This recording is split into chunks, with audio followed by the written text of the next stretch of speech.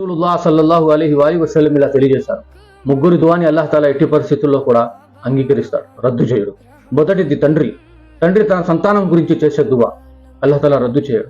ప్రతి తండ్రి కూడా తన పిల్లల గురించి దువా చేయాలి, అడగాలి, ఏ అల్లాహ్ నా పిల్లలకి ఇహలోకంలో కూడా సుఖాలని సాఫల్యాన్ని ప్రసాదించు, మరణించిన తర్వాత జీవితంలో కూడా సాఫల్యాన్ని ప్రసాదించమని ప్రతి తండ్రి కూడా తన పిల్లల గురించి సంతానం గురించి అడగాలి.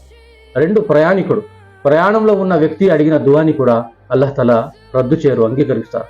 మూడు, బాధింపబడిన వ్యక్తి, పీడితుడు, దౌర్జన్యానికి గురైన వ్యక్తి, తన యొక్క దువాని కూడా అల్లాహ్ తాలా ఎట్టి పరిస్థితుల్లో కూడా రద్దు చేయరు, నిస్సందేహంగా అంగీకరిస్తారు. నాలుగో వ్యక్తి కూడా ఉన్నాడు, అది ఎవరో తెలుసా? మనందరం కూడా, ముస్లింలందరూ కూడా. ప్రవక్త ముహమ్మద్ రసూలుల్లాహ్ సల్లల్లాహు అలైహి వసల్లం తెలియజేశారు, ఒక ముస్లిం వేరే ముస్లిం గురించి తన వీపు వెనకాల తనకి తెలియకుండా దువా చేస్తే అల్లాహ్ తాలా ఆ దువాని కూడా నిస్సందేహంగా అంగీకరిస్తాడు.